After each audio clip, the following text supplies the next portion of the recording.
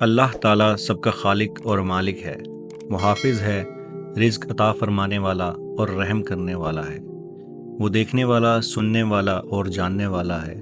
وہ ہر عیب، ہر نقص اور ہر کمزوری سے پاک اور اس قدر صفات کا مالک ہے کہ اگر انسان 1000 بار پیدا ہو کر تمام عمر اس کی صفات کا احاطہ کرنا چاہے تو بھی ناکام ہی رہے گا۔ انسان اس قادر مطلق کو دیکھ سکتا ہے، نہ سمجھ سکتا ہے اور نہ ہی اس کی صفات کی تعریف کر سکتا ہے، لیکن خدا ہر وقت، ہر لمحے سب کو دیکھتا ہے، سب کی سنتا ہے اور دلوں کے بید جانتا ہے۔ دنیا کی کسی بھی زبان میں لفظ اللہ کی جمع نہیں ہے اور نہ ہی دنیا کی کسی بھی زبان میں اس لفظ کی مؤنث موجود ہے۔ اللہ تعالیٰ وحدہ لا شریک ہے، ازل سے ہے اور ابد تک رہے گا۔ انسان اسے بہت سے ناموں سے پکارتے اور یاد کرتے ہیں، اور زمین و آسمان کی ہر شے اسی کی تسبیح اور عبادت کرتی ہے۔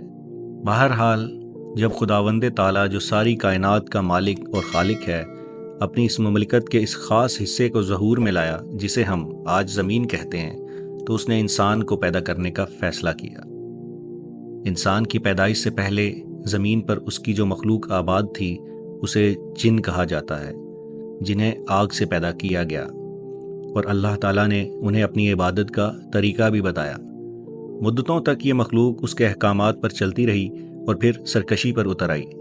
تب خداوند عالم نے انہیں ان کی مسلسل سرکشی کے باعث سزا دینے کا فیصلہ کیا اور حضرت اسرائیل علیہ السلام کو فرشتوں کی ایک جماعت کے ساتھ زمین پر بھیجا، جنہوں نے کرۂ ارض کو جنوں کے فتنوں سے پاک کر دیا۔ اس وقت ایک جن ایسا بھی تھا جو مسلسل عبادت الہی کرتا تھا اور چپکے چپکے اپنی عبادت پر غرور بھی کرتا تھا، لیکن فرشتوں کو اس چیز کا علم نہیں تھا، لہٰذا اسے عبادت کرتا دیکھ کر حضرت جبرائیل علیہ السلام نے اللہ تعالیٰ سے اجازت لی اور اس عبادت گزار جن کو آسمان پر لے گئے، جہاں وہ فرشتوں کے ساتھ شامل ہو کر حمد و ثنا کرنے لگا۔ لیکن اس اعزاز پر اس کی غروریت اور اس کا تکبر بہت زیادہ بڑھ گیا۔ اس جن کا نام ابلیس تھا۔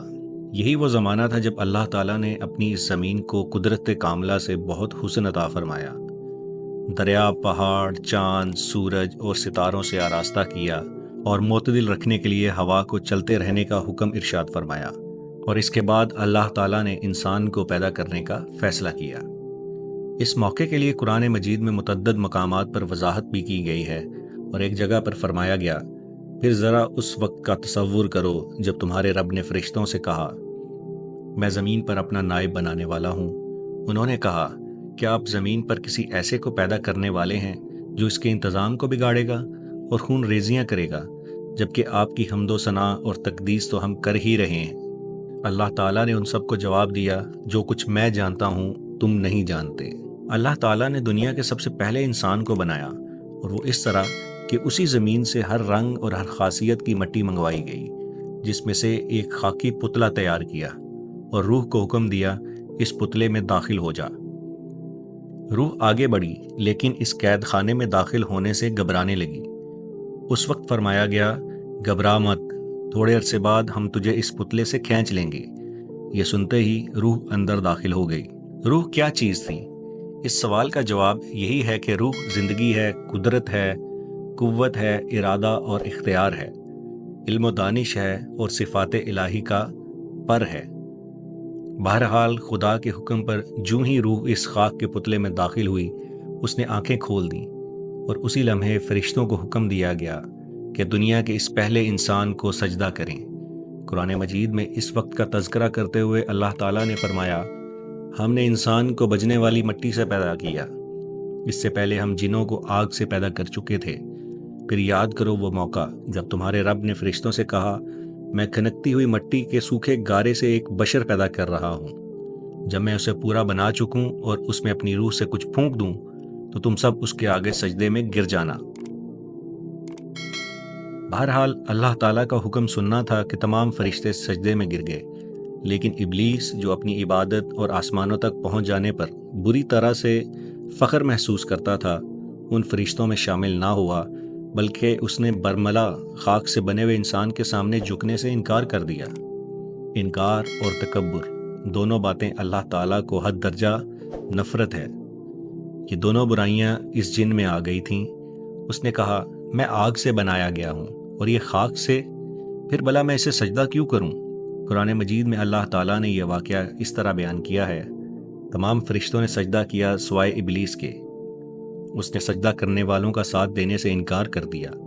اللہ تعالیٰ نے پوچھا، اے ابلیس، تجھے کیا چیز منع کر رہی تھی جو تو نے سجدہ کرنے والوں کا ساتھ نہ دیا؟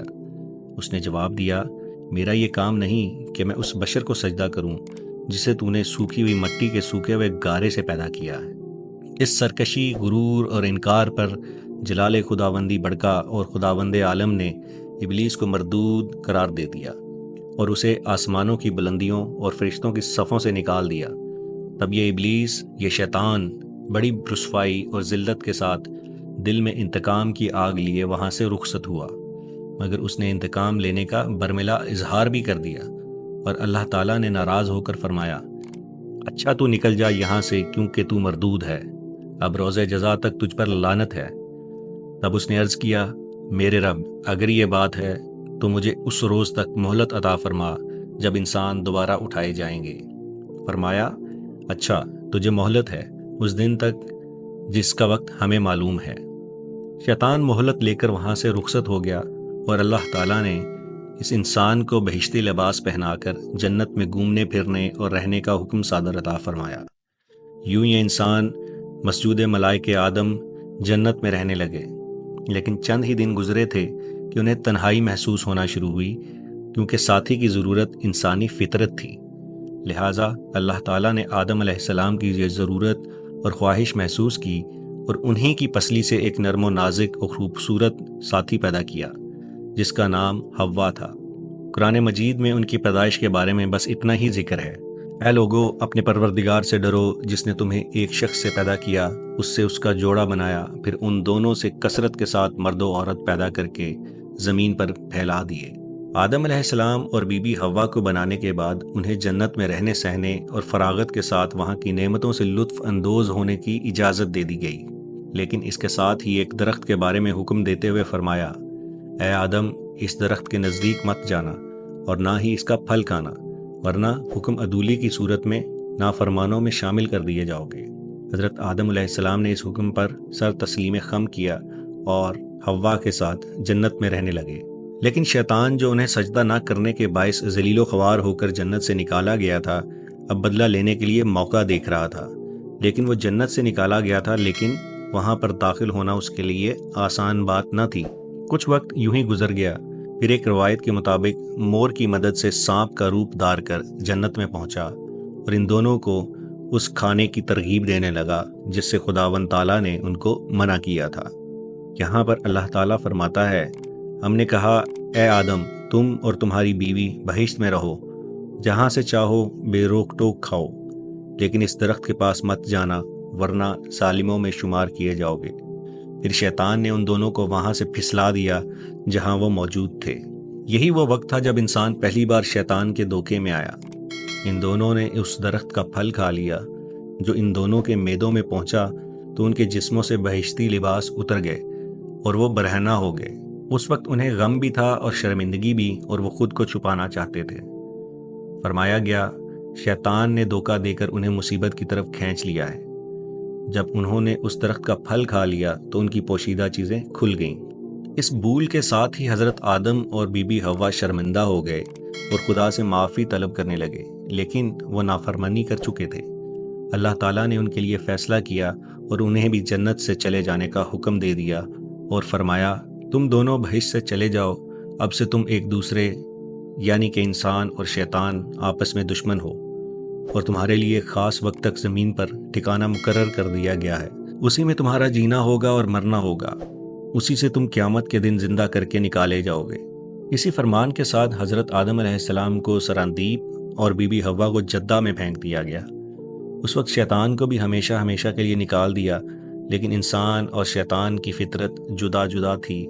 انسان اللہ کا خلیفہ تھا، تمام مخلوق میں افضل تھا، لہٰذا خطا محسوس کر کے اپنے مالک حقیقی سے شرمندہ تھا۔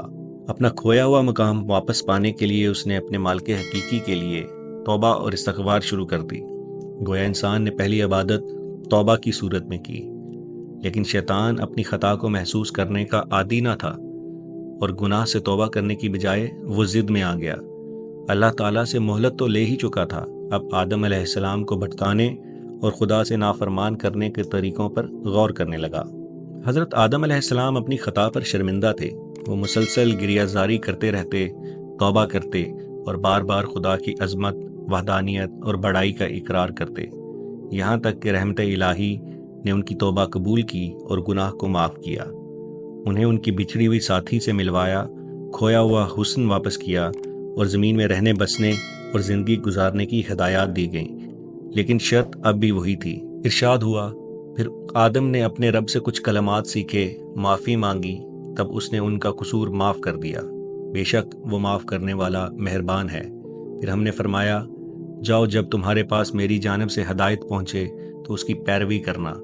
جس نے بھی میری ہدایت کی پیروی کی اسے نہ کچھ غم ہوگا نہ وہ غمگین ہوں گے، اور جنہوں نے قبول نہ کیا اور ہماری آیات کو جھٹلایا وہ دوزخ میں جانے کے لیے ہمیشہ اس میں رہیں گے۔ جو ہی دنیا کے پہلے انسان کو دنیا میں رہنے اور زندگی گزارنے کی ہدایت ہوئی تو اس کے ساتھ ہی خدا کی طرف سے ہدایت آنے اور پیروی کرنے کا حکم بھی دے دیا گیا۔